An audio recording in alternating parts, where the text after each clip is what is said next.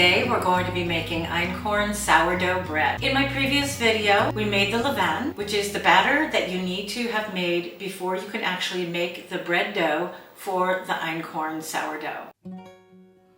So we'll jump right into it. We're going to measure our water to 315 grams.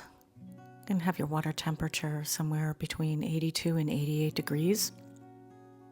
Once you have that ready, you're going to take a large mixing bowl, and this isn't essential to do, but what I like to do is I like to put some warm water in my bowl and just mix it around a little bit, swirl it, warm up the bowl, prep it for your water and sourdough starter that will be going in.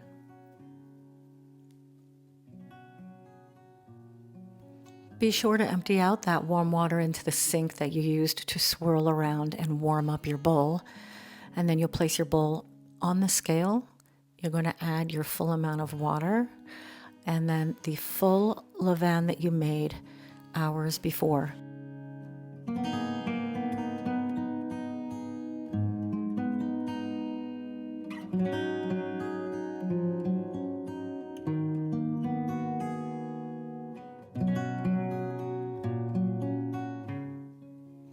After adding the levain, you want to stir that in and mix it up enough where you get it a little frothy, get some air incorporated in there. Then you'll add your 10 grams of sea salt, and then you'll add your Einkorn all-purpose flour.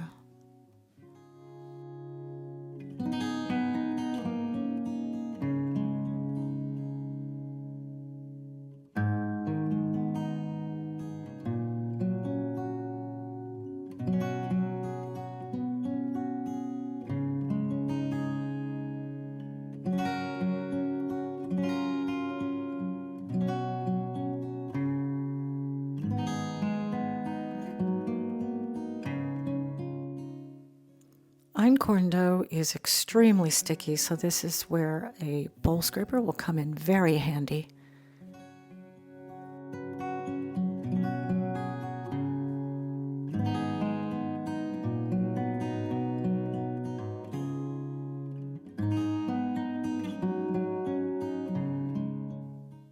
We're going to cover this now and let it sit for 15 minutes. And after the first 15 minutes is over, that's when we will be doing our Einkorn version of stretch and folds. We'll be doing a total of 4 15-minute intervals with stretch and folds.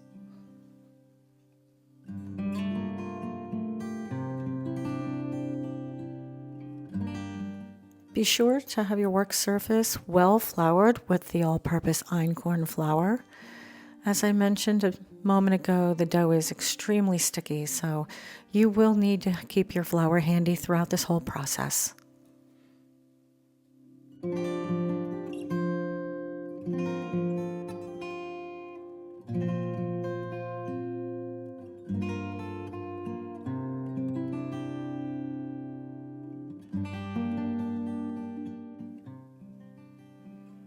You want to make sure to get every last bit of that dough out of the bowl with your bowl scraper and onto your work surface, your very well floured work surface.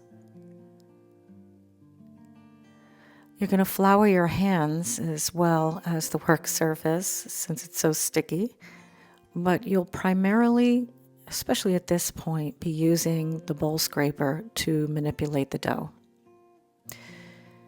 You want to sprinkle a little you want to sprinkle a little flour on top of the dough. Pat the dough just a little bit.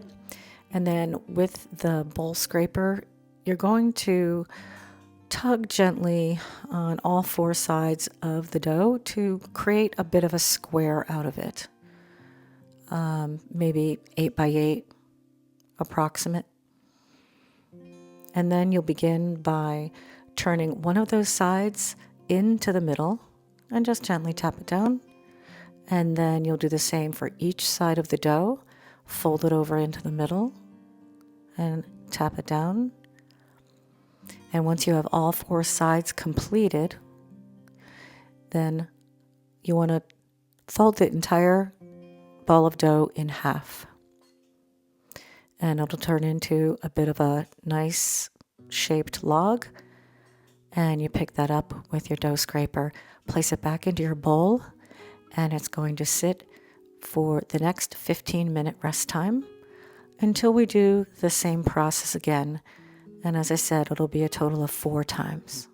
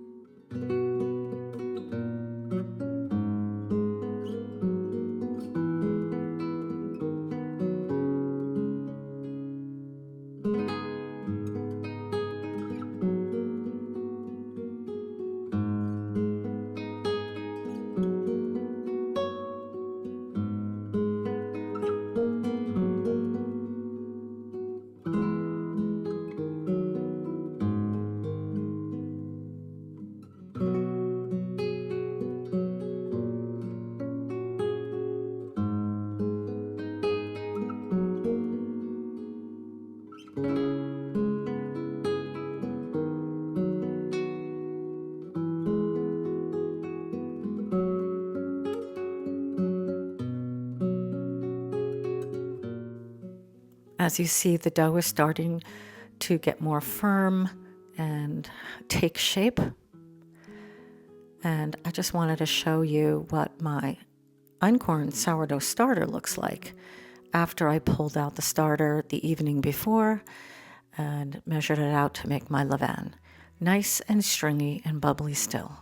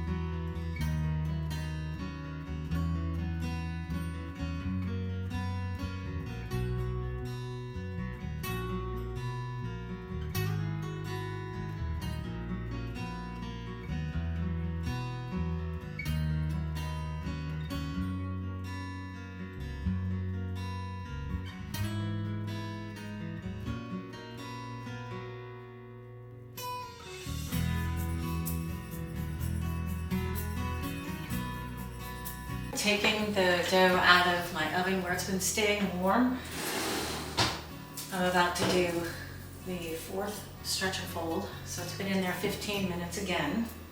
This is the last one.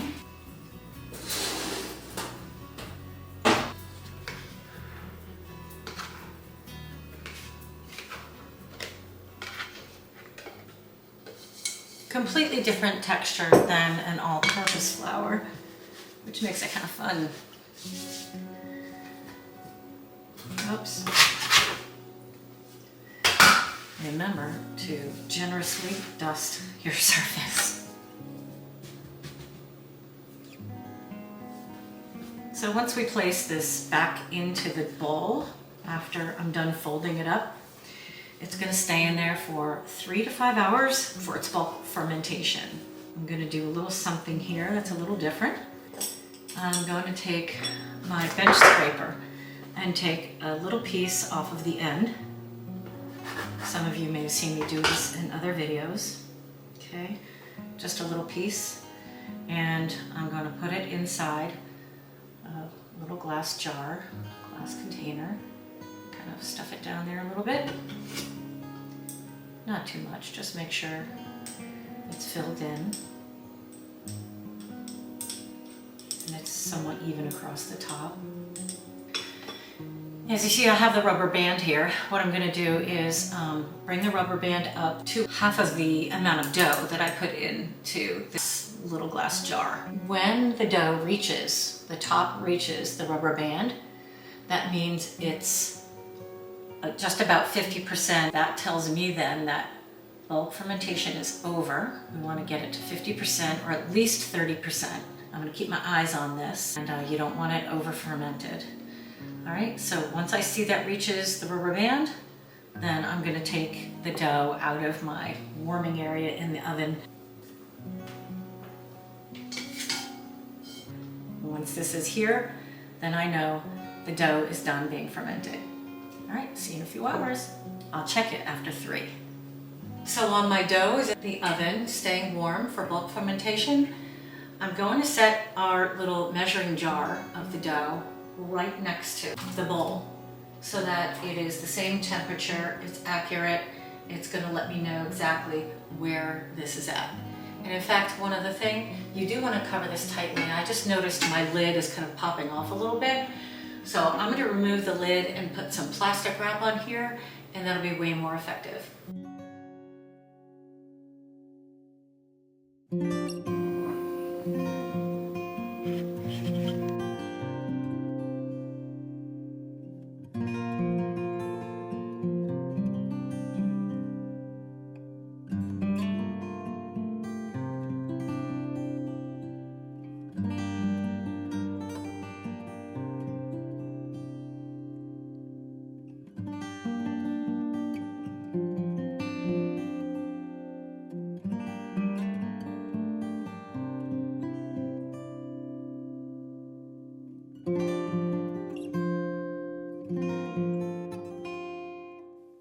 So I'm emptying the dough that's in the measuring jar for the bulk fermentation period out onto the work surface.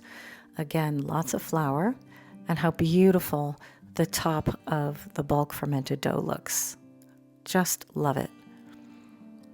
And then, of course, the big reveal when you start to turn the dough out onto the surface after bulk fermentation, the rich, lovely color that it has, the stringiness, the bubbles. It's just absolutely alive and ready to do its work.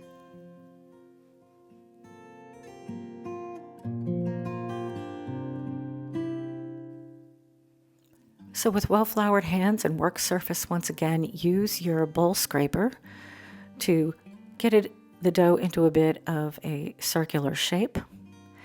And then you'll pick up each little side of the dough, turn it into the center, and just give it a little tap down. Go all the way around.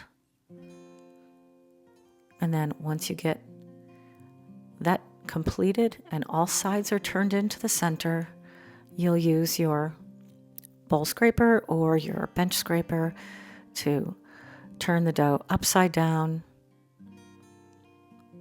And then you're going to begin to shape the dough. You're going to gently turn it and tug it towards you. Turn and tug towards you. And as the dough begins to stick to your work surface, maybe turn it once, twice more. You're tightening the skin on the top of the dough and sealing the bottom of the dough. Use one of your scrapers to pick the dough up and turn it upside down into your prepared Banneton basket. If the dough revealed to you at that point, the underside of the dough is a bit open and not fully sealed, you can just stitch it, starting from the top down to the bottom, and just seal it so that it is closed up. And I'm going to add a little bit of flour here at the end to assist in that. And then you'll cover it with a piece of linen, and that way it won't stick. Or if you don't have linen, you can certainly put some more rice flour, some sort of gluten-free flour on top. And then I like to use, just from the dollar store, plastic shower caps. So nice and easy to seal up your dough so it can sit for 1 hour while your oven is preheating to 500 degrees Fahrenheit with your Dutch oven inside. And now this is what the dough looks like after it's been sitting and resting for 1 hour. I'm just going to place a piece of parchment paper over top and flip it upside down. And it's got that beautiful ridge line all through it from the banneton. And you're only going to put 4 slices at the top in the form of a box on the top of the einkorn. You don't want to go far down the sides at all, or your einkorn will split.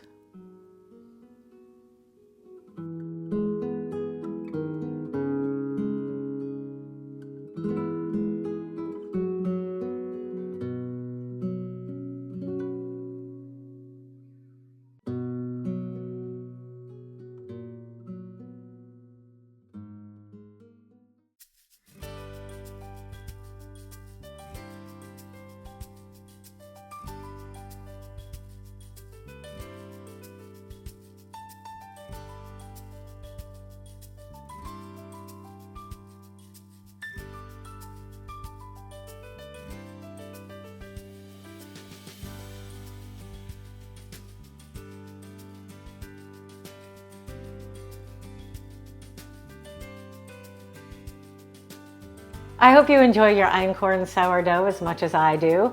Go ahead and mention in the comments how your bowl came out, and then take a look at this recipe right here where I teach you how to make my Mythbuster sourdough bowl.